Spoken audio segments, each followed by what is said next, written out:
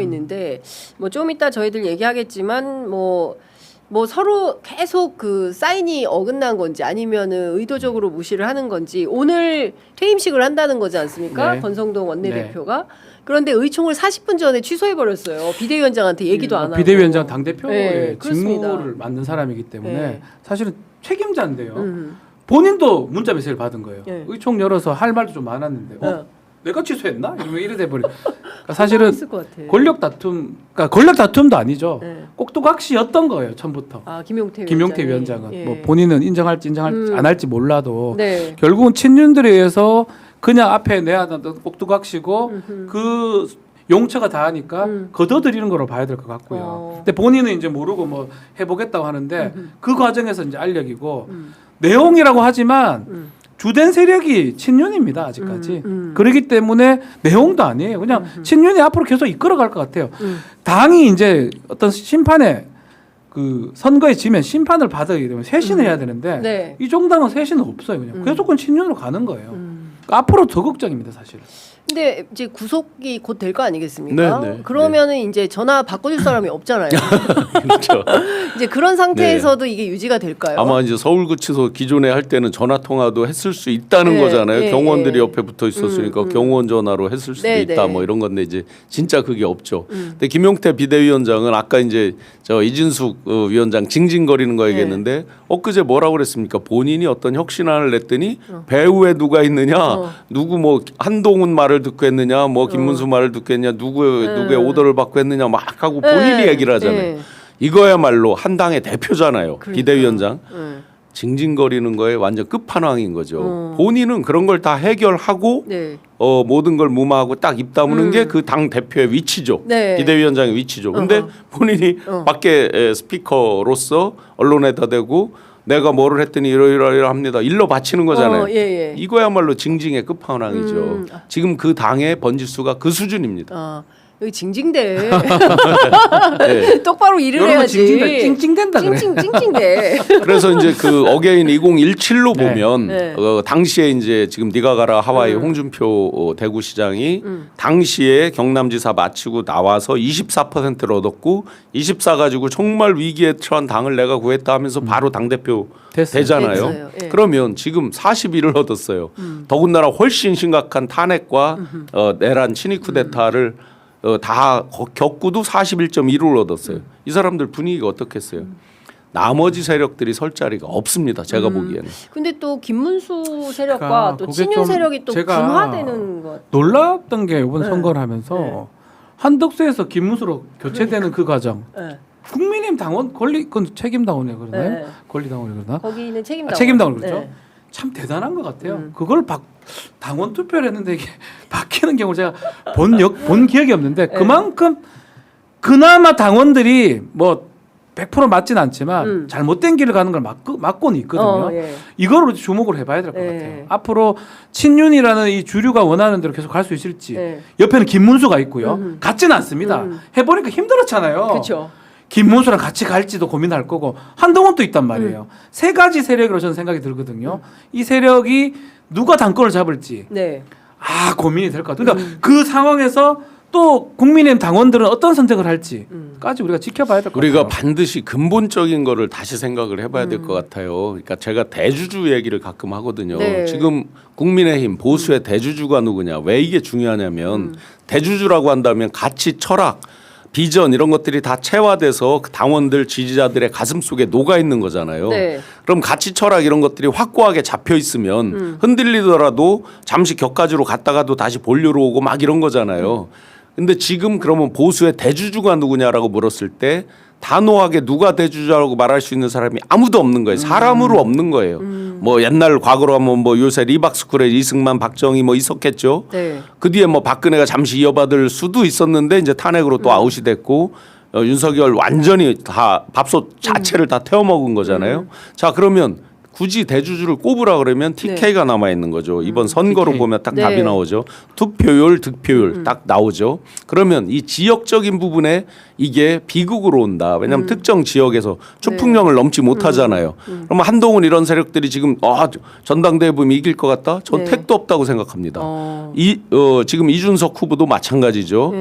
8점 몇 프로를 얻어서 뭐 깽가리치고 할지 모르지만 그게 예. 미래에 씨를 뿌렸다. 예. 본인이 이렇게 생각할지 모르지만 합쳤을 때 49.49% 아니에요? 예. 그거에 저주가 있는 거죠. 뭐냐면 야 너만 저기 했으면 우리가 이기잖아. 물론 그치. 이기지도 못하는 거지만 산술적으로는 그렇다. 네네네. 이거가 그 지역적인 부분에서 벗어나지 못한다.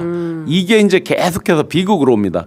가치 철학이 투영돼 있는 즉 보수의 대주주를 만들 수 있는 그러려면 완전히 새로 거듭나겠죠. 네. 그런 과정을 거쳐야지 되는데 그걸 거치지 않고 계속 봉합 땜빵을 하고 있는 거죠. 앞으로도 아마 당분간도 또 그럴 거예요. 네. 즉 신품으로 완전히 교체를 해야 이 국정에서 양날개를 맞춰서 갈 수가 있는데 그게 아니라 대충 용접하는 거예요. 부러진 땜질, 거 용접하고 땜질. 땜방 땜질. 예, 예. 그러다 보니까 정말 국정의 파트너로서 같이 가기가 너무 어려운 뭐 지금도 시작하자마자 잉크에 당선증에 잉크도 마르기 전에 바로 비판하는 거 나오고 뒷다리 잡는 얘기 나오잖아요. 그러니까요. 분명히 이재명 후보 시절에 대통령께서 후보 시절에 뭐라 그랬냐면 통합과 봉합은 다르다고 그랬어요. 네.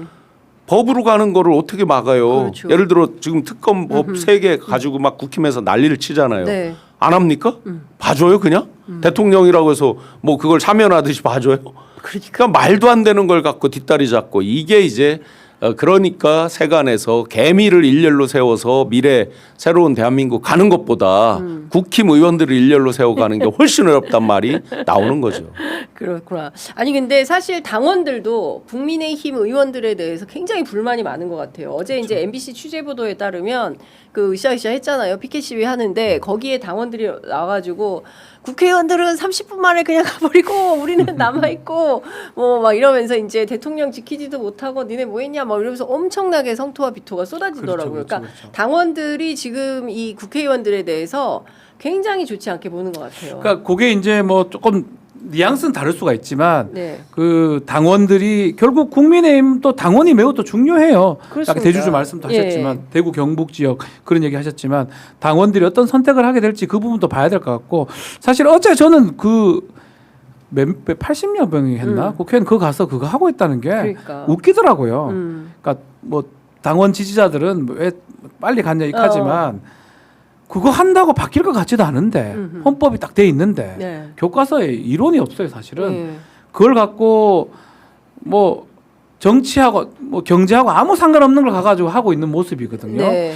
그러니까 그런 거를 좀 비판할 수 있는 저는 국민의힘 안에 당원들 좀 있지 않을까. 그 자리에는 그 사람들은 아닙니다. 네네. 그 자리는. 네. 그렇지만 속으로는 아 쟤들은 뭘 하고 있나 도대체. 저게 정치가 맞나? 그냥 해가지고 무조건 그냥 헛소리를 하고 있는 거죠. 네. 헛소리를 하고 있는 거야. 생산적이지 않는. 그 앞으로도 계속 저게 반복될 것 같고 저는 조심스러운 얘기긴 하지만 당원들이 어느 순간 되면 좀 돌아서지 않을까? 저는 그 생각, 제 바람도 포함되어 있지만 예. 그렇게 돼야지만 저 정당이 바뀌어요. 제가 경영으로 한번 비교를 해볼게요. 네. 포드 4세라든지 도요타 3세 등등이 다 오너들이 지금 일선 경영에 복귀를 해서 직접 경영을 하고 있죠. 80년대부터 2000년대까지 CEO의 시대라고 그랬어요. 마케팅, 푸시 마케팅, 매출 이런 것들을 중시하던 시대입니다. 근본적인 체질 개선이나 디자인이나 자동차로 예를 들면 정의선 회장이 들어오니까 네네. 당시 임원으로 오니까 K5 이런 것들이 디자인이 새롭게 나오잖아요. 그런데 CEO한테 맡기면 어떻게 돼요? 푸시 마케팅 일단 매출을 빨리 올리는 게 중요하지 디자인 이런 성과는 맞아요. 굉장히 오래 걸리고 막 이런 거잖아요. 그래서 삼성 같은 경우 인재 보국, 인재 제일 뭐 이런 것들을 이제 표방하면서 사람을 안에서 길러서 위기도 있지만 바로 또 극복하 네. 나온다 이런 거잖아요. 네. 이게 이제 지금 현재 민주당이죠. 보면 그런데 국민의힘 어떻습니까? 때가 되면 그때그때 필요한 와. 용병을 네. 예, 대릴사위를 데려왔죠. 윤석열이라는 네. 대릴사위를 데려와서 그런데 대릴사이도 데려오기 전에 집안 어르신들이 모여서 회의를 하고 다 테스트를 해보잖아요. 우리 집에 대를 잘 이을지 농사는 잘 짓는지 소는 잘 키우는지. 근데 식전 대바람에 그냥 막걸리 말통으로 먹고 동네 학동들 모아놓고 1시간 59분 얘기하고 저 그늘나무 밑에 지게는 받쳐놓고 소가 여물을 먹는지 나락이 다 썩어 문드러지는지 아무 관심 없고 옆집에서 누가 이제 뭐라고 말 안 듣는다니까 동네 말패들 데려다가 의원을 끌어내라 요원을 끌어내라 맨날 이 짓만 하고 있던 거예요. 그러다가 안 될 것 같으니까 이제 자기가 쫓겨날 것 같아요. 대를 이어야 되니까 자기보다 나이 먹은 업둥이를 또 들여와요. 자기보다 나이 먹은 업둥이 들인다는 건 저 처음 봤어요. 나이 젊은 업둥이를 하려고 그랬죠. 법무장관도 시켜주고. 그러니까 안 되니까 이제 나이 더 많이 들은 업둥이를. 늘 그때 용병 시스템이에요. 꿔오는 거예요. 빌려오고. 그러니까. 그러다 보니까 뭐가 돼요? 가치, 철학, 비전 이런 거에서 일관성이 없죠. 왜냐면 용병이라는 건 다 제각각 다른 배경에서 성장했고 다 하다 보니까. 버리는 거니까. 네, 인재제일, 인재보국 이런 건 아예 되지가 않고 큰 줄기가 잡히질 않아요. 그러다 보니까 이게 계속돼서 그게 반복하고 지금도 마찬가지예요. 지금 거기서 적자다 무슨 뭐 대를 이었다 하는 사람들은 다 어디가 있어요? 다 튕겨져 나가 있어요. 개혁보수라고 그나마 조금의 그 씨라도 있었던 유승민 이런 분들은 아예 거기서 뿌리를 내릴 수가 없는 토양이 돼 있어요. 네. 완전히 그 집안의 기둥뿌리 자체가 썩었다. 그러면 그런 정도 되면 석가래까지 다 해서 기와치붕서부터 다 무너 내리고 아예 그냥 전소를 시키고 네. 다시 거기서 터부터 네. 다시 따지고 해야 될 생각을 해야 되는데 네. 여전히 지금 전대를 한다 원대를 뽑는다 하면서 네. 뭐를 해요? 봉합을 하고 있잖아요. 그러니까. 땜빵을. 네. 이게 이제 계속해서 비극으로 오는 거죠. 네. 가능성이